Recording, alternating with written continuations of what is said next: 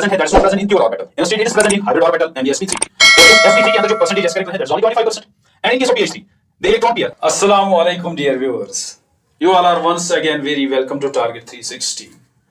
Again, we will start our day with a beautiful question. The beautiful question is on the board that is correlated with the previous lectures that I discussed.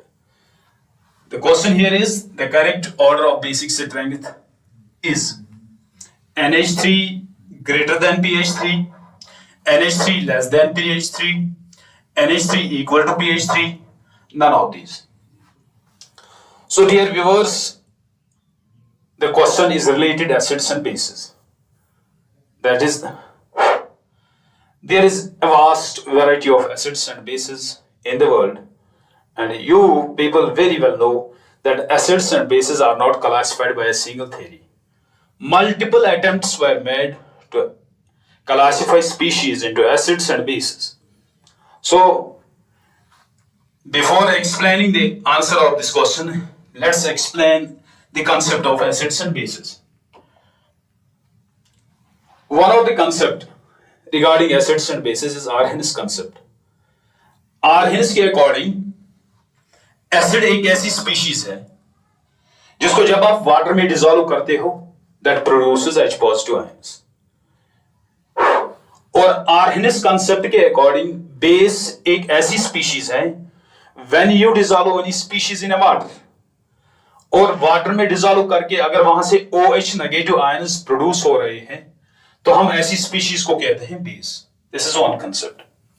The next concept is Bronsted Lowry concept. Bronsted Lowry concept. Bronsted Lowry concept के according acid एक ऐसी species है species which donates H positive ions. Bronsted Lowry के according acid एक ऐसी species है जो H positive ion को डोनेट कर सके और बेस एक ऐसी स्पीशीज है which accepts H positive ions. So dear viewers, Bronsted ने एक और क्लासिफिकेशन दी, एक और तरीका हमें सिखाया एसिड्स और बेस को क्लासिफाई करने के लिए। पहले मैंने आपसे ये बात डिस्कस की कि एसिड्स और बेसिस की बहुत ही ज्यादा वैरायटी है दुनिया के अंदर, तो इनको एक ही डेफिनेशन से हम एक्सप्लेन नहीं कर सकते हैं, कैटेगराइज नहीं कर सकते हैं। First attempt was made by Arrhenius and the second very beautiful attempt was made by Bronsted and Lowry. And the third concept regarding acids and bases is Lewis concept of acids and bases. This was the third concept for the classification of acids and bases. Lewis एक scientist हैं, इसका पूरा नाम G N Lewis है। G N Lewis ने concept 1923 में जो दिया, इसने कहा जो एसिड्स है,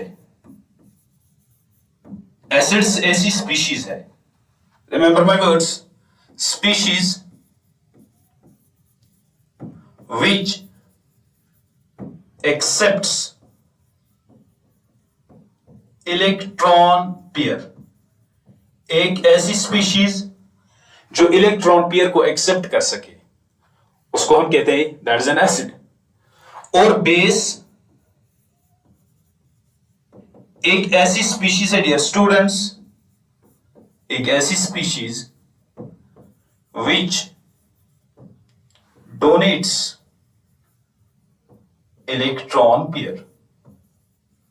So, my dear students, acid एक ऐसी species है that donates an electron pair and base एक ऐसी species है, sorry, acid एक ऐसी species है जो electron pair को accept कर सके और base एक ऐसी species है जो electron pair को donate कर सके। So, मैंने आपके सामने तीनों concepts रखे यहाँ पर। मैंने आर्हेनियस का concept भी शॉर्टली आपको यहां पर एक्सप्लेन किया मैंने ब्रोस्टेड का कंसेप्ट भी और साथ साथ में लेविस कंसेप्ट भी मैंने यहां पर एक्सप्लेन किया. So coming back to the question that is on the board. The correct order of basic strength is, so the concept that we are going to use here, dear students, इस concept को हम, इस question को हम Lewis concept से solve करेंगे. Lewis concept is used. Very important question. यानी जो हमारे पास ये question है, the correct order of basic strength, that means according to Lewis, NH3 is a base and PH3 is also a base. And which one is a strong base, which one is a weak base, we will explain the question very well. One thing I told you that the question is correlated with the previous lectures. NH3, you very well know, has one lone pair. NH3 के पास nitrogen atom के पास एक non bonding electron pair जिसको आप lone pair भी कह सकते हो, that is available. PH3 जिसको आप अच्छे से जानते हो, इसके पास भी एक one non bonding electron pair present है.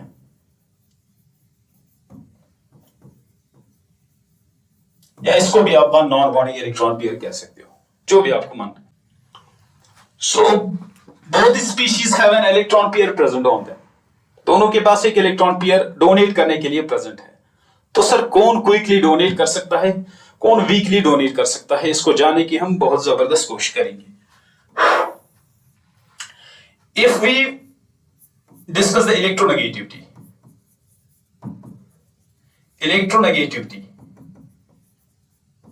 कंपैरिजन अगर हम करेंगे, आपको पता है नाइट्रोजन की इलेक्ट्रोनेगेटिविटी फास्फोरस से ज्यादा होती है.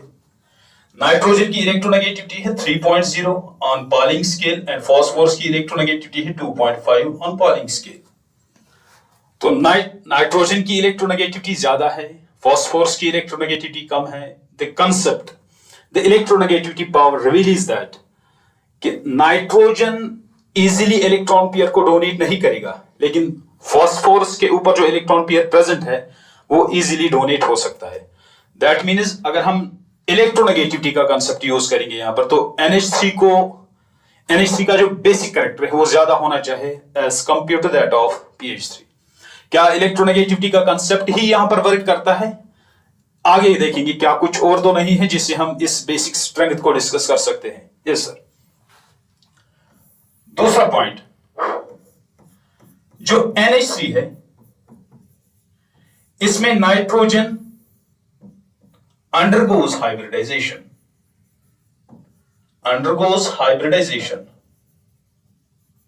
यहां पर नाइट्रोजन अपनी एटॉमिक ऑर्बिटल्स को इंटरमिक्स करके हाइब्रिड ऑर्बिटल्स प्रोड्यूस करता है. तो आप देख सकते हो नाइट्रोजन के पास this is 2s, this is 2p. 2s के अंदर 2 इलेक्ट्रॉन, 2p के अंदर 3 इलेक्ट्रॉन है. These two atomic orbitals intermix with each other. They produce a set of 4 new hybrid orbitals, and we will fill the electrons in them according to Hund's rule. पहले singly occupy किया, फिर हमने pairing start की. So dear students, आप देखिए अच्छे से, last video में मैंने आपसे ये बात डिस्कस की थी. यहां पर फिर से अगर आप देखोगे, ये जो हाइब्रिड ऑर्बिटल्स हैं they are named as sp3 sp3 sp3 sp3. और यहां पर जो इलेक्ट्रॉन पेयर डोनेट करने के लिए प्रेजेंट है नाइट्रोजन के ऊपर, that is present in A hybrid orbital. Very important point. और जो हाइब्रिड ऑर्बिटल यहां पर प्रेजेंट है that is sp3. So, coming to PH3 molecule, already discussed, my dear students, that PH3 molecule, it is a Dragos molecule. the very first lecture I discussed this. That means it is a Dragos molecule.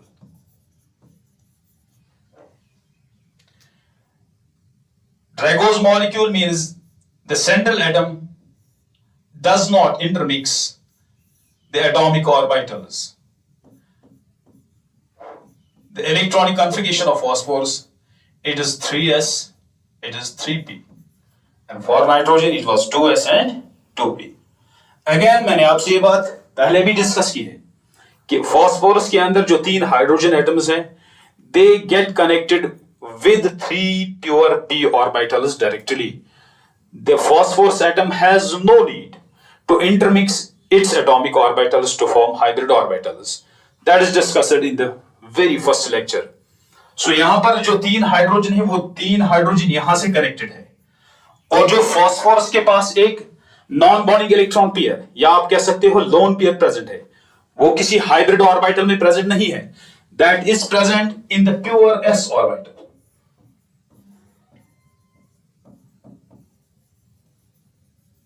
Pure s orbital. So dear students, if we will compare the strength of the two orbitals, one is a hybrid orbital, another is a pure orbital.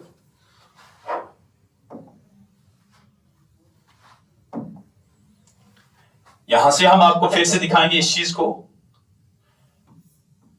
For nitrogen, the non-bonding electron pair, non-bonding electron pair is present in sp3 hybrid orbital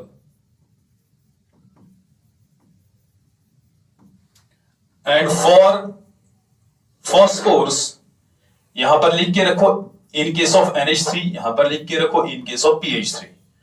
यहां पर phosphorus के पास जो non bonding electron pair present है, electron pair is present in pure s orbital. So sir इससे क्या फायदा है, इससे कौन सी हमें मैसेज मिलती है कि कौन सा इलेक्ट्रॉन पेयर जल्दी डोनेट होगा, कौन सा जल्दी डोनेट नहीं होगा? Yes, it will help us a lot.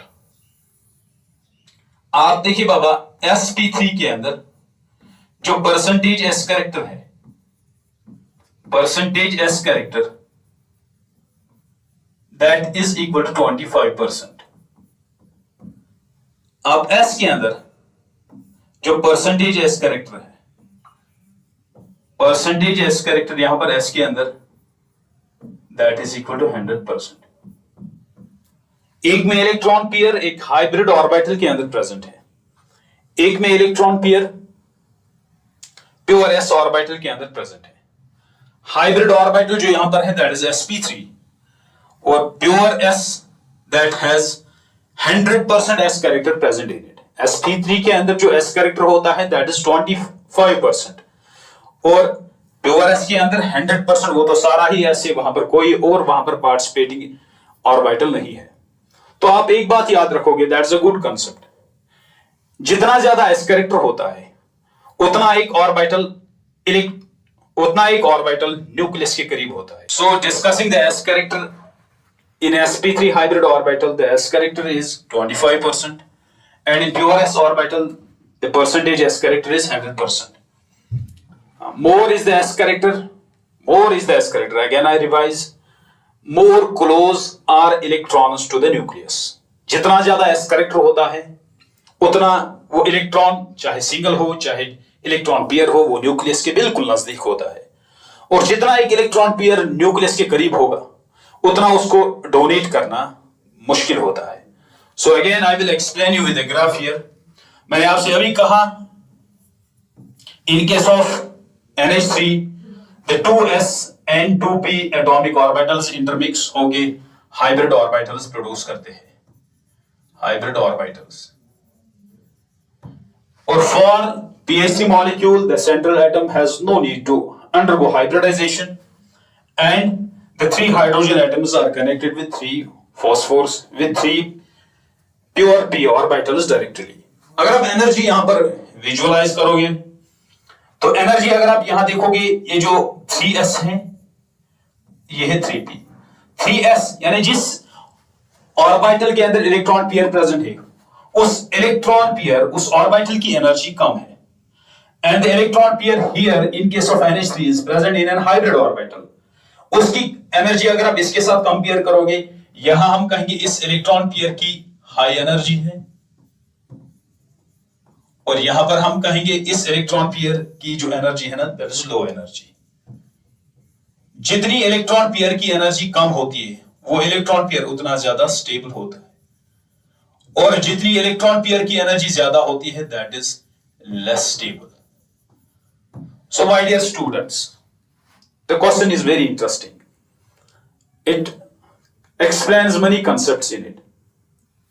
NH3 के अंदर भी इलेक्ट्रॉन पेयर है, PH3 के अंदर भी इलेक्ट्रॉन पेयर है। इलेक्ट्रोनेगेटिविटी के हिसाब से नाइट्रोजन की इलेक्ट्रोनेगेटिविटी फास्फोरस से ज्यादा है, तो PH3 must be a strong base than that of NH3. But coming to another concepts, that nitrogen undergoes hybridization, phosphorus has no need to undergo hybridization. Nitrogen में in case of NH3 जो electron pair present है that is not present in pure orbital, instead it is present in hybrid orbital namely sp3, और उस sp3 के अंदर जो percentage s character है that is only 25%, and in case of PH3 the electron pair is present in pure s orbital and the pure s orbital has 100% s character in it. जब 100% s character एक orbital के अंदर present हो तो हम कहेंगे वो electron pair nucleus के बिल्कुल नजदीक होता है, और जितना इलेक्ट्रॉन पेयर न्यूक्लियस के नजदीक होता है उतनी उसकी एनर्जी कम होती है। जितनी एक इलेक्ट्रॉन पेयर की एनर्जी कम होती है उतना वो ज्यादा स्टेबल होता है। तो इलेक्ट्रॉन पेयर्स की हमने एनर्जी को कंपेयर किया, तो एनर्जी के एतबार से नाइट्रोजन के ऊपर जो नॉन बॉन्डिंग इलेक्ट्रॉन पेयर है that has high energy, that means less stable, और PH3 के अंदर जो फास्फोरस के ऊपर इलेक्ट्रॉन पेयर है that has lesser energy, that means it is more stable. So coming back to the question again, dear students, the correct order of basic strength is NH3 greater than PH3. क्या आपको एक option इसका सही लगता है? NH3 की जो basic strength है that is greater than that of PH3, and that is the very correct answer of this very beautiful question. Option number first इसका सही है. So electronegativity concept does not explain the basic strength of NH3 and PH3, and it has been experimentally find that the concept of electronegativity is not fully satisfying the question. Instead, we discussed the nature of orbitals in which the electron pair is present. यानी जिस orbital के अंदर electron pair present है हमने उसी orbital को explain किया, और उसको एक्सप्लेन करके हमने ये बात फाइनली कंक्लूड की कि नाइट्रोजन के ऊपर जो इलेक्ट्रॉन पेयर प्रेजेंट है that is easily donated, and in case of PH3 the electron pair is not easily donated. Hope that आपने ये क्वेश्चन अच्छे से समझा होगा। The question was correlated with the previous lectures. अगर आपने उन लेक्चर्स को अच्छे से सुना होगा तो आपको ये क्वेश्चन समझने में या इसका एक सही आंसर सिलेक्ट करने में कोई प्रॉब्लम नहीं होगी। तो मिलते हैं आपके साथ एक नए वीडियो के अंदर, तब तक के लिए अल्लाह हाफिज।